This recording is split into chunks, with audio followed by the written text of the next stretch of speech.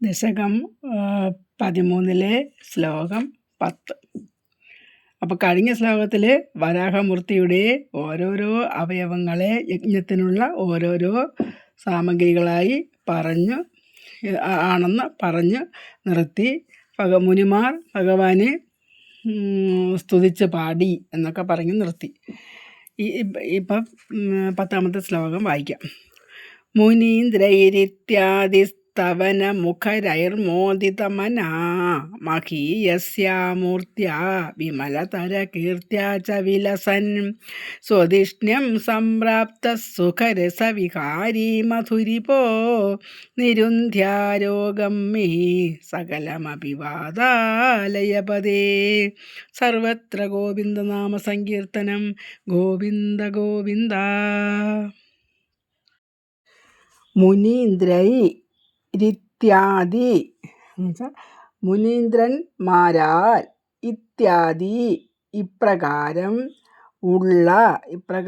ഉള്ള ആദി മുനീന്ദ്രന്മാരാൽ ഇപ്രകാരമുള്ള തവനമുഖരൈ മോദിതമനാഹ വളരെ സന്തോഷിച്ച മനസ്സോടു കൂടിയവരായിട്ട്, മോദിതമനാഹ ഇപ്രകാരമൊക്കെ ആ മുനീന്ദ്രന്മാർ ഇപ്രകാരമൊക്കെ വളരെ സന്തോഷിച്ച മനസ്സോടു കൂടിയവനും, മഹീയസ്യ വളരെ വലിയ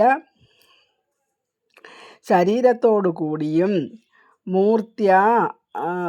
മഹീയസ്യ മൂർത്തിയ ആ വളരെ വലിയ ശരീരവും, വിമലതര കീർത്തിയ ആ പരിശുദ്ധമായ ആ കീർത്തിയും മായി ഇങ്ങനെയൊക്കെ ശോഭിക്കുന്ന, വിലസൻ ഇങ്ങനെയൊക്കെ ശോഭിക്കുന്ന, സുതിഷ്ണ്യം സ്വന്തം സ്ഥാനം, സംപ്രാപ്ത പ്രാപിച്ചു, സുഖരസവികാരി മധുരിപോ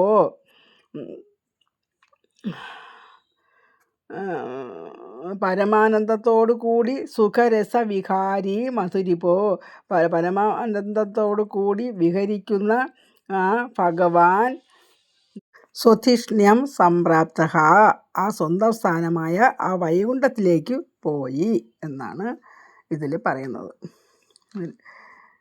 ഇത്യാദി സ്തവനമുഖരൈ ഇപ്രകാരമുള്ള സ്തുതിവചനങ്ങൾ മുഴക്കിക്കൊണ്ട്, ആ സ്തോത്രങ്ങളാൽ ഇപ്രകാരമൊക്കെയുള്ള സന്തോഷ മനസ്സോടും, മുഖൈരൈർ മോദിതമന മഹീയസ്യ മൂർത്തിയ വളരെ വലിയ ശരീരത്തോടും, വിമലതര കീർത്തിയ പരിശുദ്ധമായ കീർത്തി, യശസ് അതൊക്കെ കൊണ്ട് ശോഭിക്കുന്നവനുമായ ആ നിന്തിരുവടി, സ്വതിഷ്ണ്യം സംപ്രാപ്ത സ്വന്തം സ്ഥാനമായ ആ വൈകുണ്ഠത്തെ പ്രാപിച്ചു, സകലം അപി